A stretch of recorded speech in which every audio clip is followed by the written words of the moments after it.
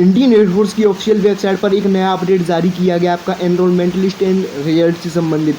जो enrolment list है आपका जो इनटेक था फर्स्ट 2021 था, लेकिन अब 2022 आपका चल चुका है, लेकिन अभी तक आपकी एनरोलमेंट लिस्ट जारी नहीं की गई है। नया नोटिस जो जारी किया गया उसको रीड करेंगे क्या कुछ इसमें पब्लिश किया गया है, और साथ साथ में जो कैंडिडेट जिन्होंने अपना एग्ज़ाम दिया था 12 से 18 जुलाई के मध्य, उनका रिजल्ट भी अब तक पब्लिश नहीं किया गया है। क्या कुछ है सब कुछ मैटर पर बात करेंगे। और आपका देखा जाए तो 31 मई 2021 को आपकी PSL जारी की गई थी। जो फर्स्ट इनटेक था 2021 का, उसकी जो PSL जारी की गई थी वह 31 मई को जारी की गई थी। तो उस समय क्या था, परिस्थितियाँ काफ़ी अनुकूल नहीं थी, क्योंकि आपको पता हो ड्यू टू कोविड-19 की वजह से काफ़ी लॉकडाउन लगा हुआ था और स्थितियाँ काफ़ी गंभीर बनी हुई थी। लेकिन उसके बाद आपका 1 से 2 महीने के अंदर उसके बाद तो आपकी स्थितियाँ काफ़ी अनुकूल हो गई थी, लेकिन फिर भी इंडियन एयरफोर्स ने एनरोलमेंट लिस्ट जारी नहीं की और ना ही आपका रिजल्ट पब्लिश किया गया। जबकि ऐसा होता नहीं है। आपकी जो एनरोलमेंट लिस्ट है PSL जारी होने के 40 दिन बाद आपकी एनरोलमेंट लिस्ट जारी कर दी जाती है। जो कैंडिडेट इनका जो एग्ज़ाम होना था मार्च 2020 में, इनका एग्ज़ाम होना था मार्च एंड अप्रैल में, और आज आपका 2022 प्रारंभ हो चुका है और 2022 का फर्स्ट मंथ भी आपका ख़त्म हो चुका है। और लगभग इस तरीके से देखा जाए तो 2 साल हो चुके हैं कैंडिडेट्स को एक भर्ती क्लियर नहीं हो पा रही है।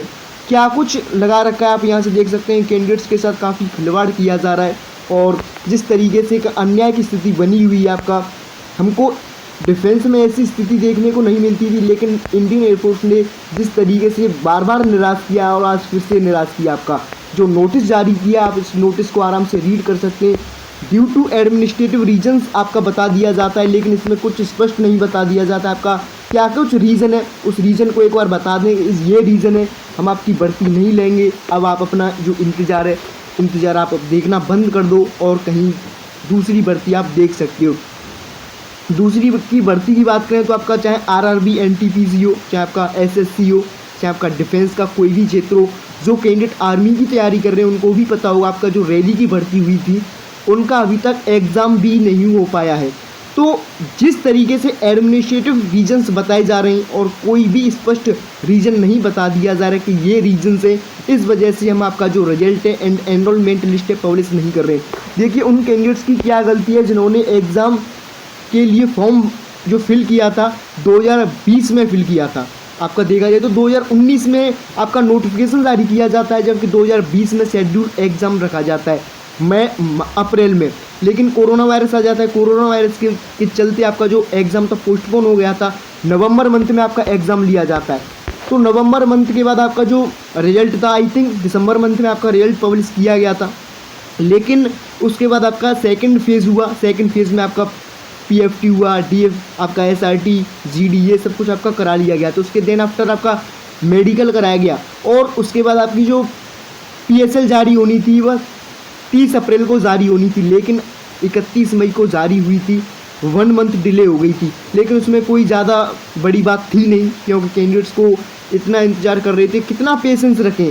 तो हम कैंडिडेट्स से यही अपेक्षा करेंगे कि आप अपना जो ट्विटर कैंपेन है आप लगातार जो ट्विटर जो भी कैंडिडेट्स यदि यूज़ नहीं कर रहे हैं तो आप आपकी जो फैमिली है उसमें 5 से 6 आई थिंक आपके मेंबर ज़रूर होंगे और उनमें से 2 से 3 के पास आपके भाई होगा, बहन होगी, उनके पास भी फ़ोन होंगे। तो उस ट्विटर के ज़रिए आप क्या है कि कैंपेन जनरेट करें और लगातार 6 से 7 दिन आपका स्टार आपका हैशटैग का यूज़ करें। आपका एयरफोर्स रिजल्ट दो एयरफोर्स, तो इस तरीके से आप यूज़ करेंगे तो आई थिंक आपका जो रिजल्ट है वो बहुत जल्द पब्लिश किया जाएगा। लगातार कैंडिडेट्स के साथ खिलवाड़ किया जा रहा है और वहीं बात करें आपका ये सरकार जब से आई है, जब से कहीं ना कहीं कैंडिडेट्स के साथ काफ़ी खिलवाड़ किया जाता है। केवल कैंडिडेट्स को जो लोगों को आपस में बढ़ाने का काम करती है ये सरकार, कुछ भी नहीं कर रही है ज़मीनी स्तर पर। आप यहाँ से देख सकते हैं जो भर्ती उसमें एक दिन का भी अंतर नहीं होता था। आपका जिस तरीके से बता दिया जाता कि आपकी जो एनरोलमेंट लिस्ट है 31 अक्टूबर को आएगी, तो 31 अक्टूबर को ही जारी की जाती थी। आपकी जो PSL है 30 अप्रैल को आएगी, तो 30 अप्रैल को ही जारी की जाती थी। उसमें एक दिन का भी डिले नहीं होता था। लेकिन इस बार हमको ऐसा देखने को मिल रहा है, ना आपका कोई कोरोना वायरस है और ना ही आपका कोई पैंडेमिक की स्थिति बनी हुई है, लेकिन फिर भी लगातार कैंडिडेट्स के साथ इनकी भावनाओं के साथ खिलवाड़ किया जा रहा है। अब कैंडिडेट्स कितना पेशेंस रखें। तो मैं बार बार कैंडिडेट्स से यही बोलूँगा, आप लगातार जो भी आपके डिफेंस मिनिस्टर हैं, आपका इस समय राजनाथ सिंह, उनको भी हैशटैग यूज़ कर सकते हैं। और साथ में रिजल्ट दो, इंडियन एयरफोर्स रिजल्ट दो, इस तरीके से आप यूज़ करें। और कोई भी स्पष्ट रीजन नहीं बता दिया जा रहा आपका जो रिजल्ट है कब पब्लिश किया जाएगा। बार बार जो कैंडिडेट्स हैं उनको ठगने का काम कर रहा है। तो मैं यही अपेक्षा करूंगा सभी कैंडिडेट से, और सभी कैंडिडेट्स में अपना क्या है कि योगदान दें, आपका तभी रिजल्ट पब्लिश किया जाएगा। एकदम कहीं ना कहीं जो स्थितियां हैं बिल्कुल प्रतिकूल बना रखी हैं कैंडिडेट्स के सरकार ने।